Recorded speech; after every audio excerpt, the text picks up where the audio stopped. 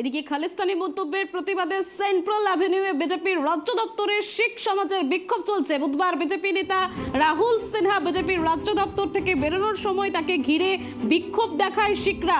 কালো পতাকা দেখানো হয় তাকে। বিজেপির রাজ্য দপ্তরে আজ সন্ধ্যে থেকে যারা বেশ কিছুদিন যাবৎ শিখ সম্প্রদায় মানুষ বিক্ষোভ প্রদর্শন করছিলেন, তখন উত্তর কলকাতার বিজেপির একটি কার্যকারিণীর বৈঠক চলছিল, এমনটাই ছবি উঠে আসছে।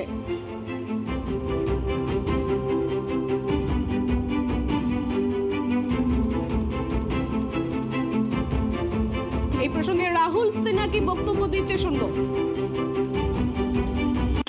না, দেখুন, যারা তৃণমূলের লোকরা ওখানে শান্তিপূর্ণভাবে ওরা অবস্থান করছিল, তো ওরা এসে হঠাৎ আমি যখন বেরোচ্ছি অফিস থেকে, তখন ওরা লাঠি এবং লাঠির মধ্যে কালো পতাকা গুজে প্ল্যাকার্ড নিয়ে ওরা একদম আমাকে ওখান থেকেই গো ব্যাক ইত্যাদি নানা রকম মুর্দাবাদ স্লোগান দিতে দিতে চলে এলো মেন রোডে।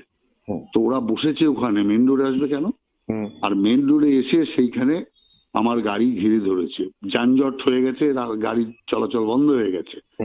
এবং সেইখানে যখন বারবার আমাদের সিকিউরিটির পক্ষ থেকে রিকোয়েস্ট করছে যে আপনারা মানে সরে যান, কিন্তু তারা আমার গাড়ির উপরে লাঠির বাড়ি মারছে, গাড়ির উপরে হাত দিয়ে ঘুষি মারছে, আর সামনে পুরো গাড়িটাকে ঘিরে ধরে ওই কালো পতাকার স্লোগান দিচ্ছে। তো সেই সময়তে সিকিউরিটির কাজ হচ্ছে সরানো, অতএব সেই সরানো আর ওরা সরবে না, তাতে কিছু ধাক্কাধাক্কি হতেই পারে। অতএব সিকিউরিটির যে দায়িত্ব সেটাই তারা পালন করেছে। আসল কথা হচ্ছে তৃণমূল কংগ্রেস এই যে সাম্প্রদায়িক রাজনীতিটা করছে, এই রাজনীতিকে আমরা ঘৃণা করছি। আমরা ইলেকশন কমিশনে জানিয়েছি যে নির্বাচনের আগে কায়দা করে তৃণমূল অফিসের সামনে এইভাবে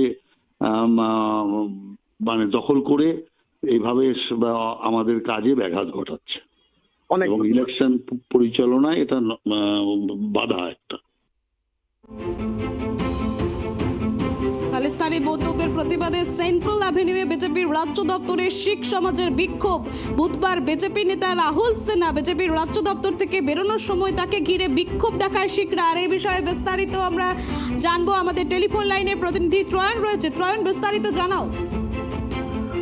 দেখো, আজকে বিজেপির মুরলীধর সেনের অর্থাৎ চিত্তরঞ্জন অ্যাভিনিউর কাছের যে রাজ্য অফিস, সেই রাজ্য অফিসে একটি বৈঠক ছিল এবং সেখানে বিজেপির প্রাক্তন রাজ্য সভাপতি বর্তমানে বিজেপি নেতা রাহুল সিনহা তিনি সেখানে যান সেই বৈঠকে যোগ দিতে। এবং তুমি জানো যে খলিস্তানি বিষয় নিয়ে মন্তব্য নিয়ে কিন্তু দীর্ঘদিন ধরেই সেখানে কিন্তু শিখ সম্প্রদায়ের একটা বেশ কিছু অংশের মানুষ তারা কিন্তু সেখানে বসে তাদের যে বিক্ষোভ প্রদর্শন, অর্থাৎ একদম বিজেপি রাজ্য দপ্তর লাগোয়া জায়গায় সেই বিক্ষোভ প্রদর্শন চলছে, তাদের তরফ থেকে করা হচ্ছে।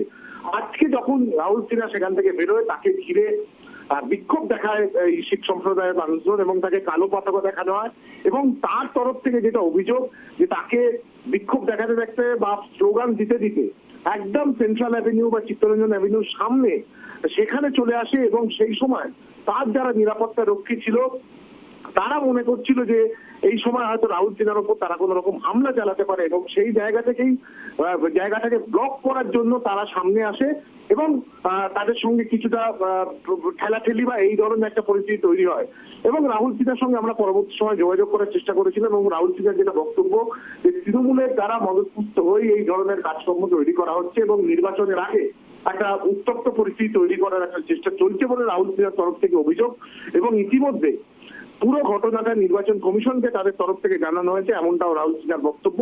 এবং এ বিষয়ে নির্বাচন কমিশন কি পদক্ষেপ নেন তার দিকে কিন্তু তারা নজর দিচ্ছেন। পাশাপাশি তৃণমূল কংগ্রেসের তরফ থেকেও কিন্তু বলা হয়েছে যে এই ধরনের ঘটনার সঙ্গে তারা কোনোভাবেই যুক্ত নয় এবং শিখ সম্প্রদায়ের যারা রয়েছেন ওখানে বিক্ষোভ দেখাচ্ছেন তাদের তরফ থেকে যেটা বক্তব্য যে তাদের ভাবাবেগে যেভাবে আঘাত করা হয়েছে সেই জায়গা থেকেই কিন্তু তারা তাদের যে বক্তব্য সেই বক্তব্য বিজেপির একজন রাজ্য স্তরের শীর্ষ নেতৃত্ব তার কাছে পৌঁছে দেওয়ার জন্যই তারা এই ধরনের একটা আন্দোলনে অবতীর্ণ হয়েছিলেন, এমনটাই কিন্তু বক্তব্য। এখন যেটা দেখার বিষয় সুষমা যে গোটা ঘটনা আগামী দিন কোন দিকে রূপ নিচ্ছে এবং রাজ্য রাজনীতি বা লোকসভা নির্বাচনে এই ঘটনা কোনো প্রভাব ফেলে কিনা সেদিকে অবশ্যই নজর থাকবে রাজনৈতিক মহলের একাংশে।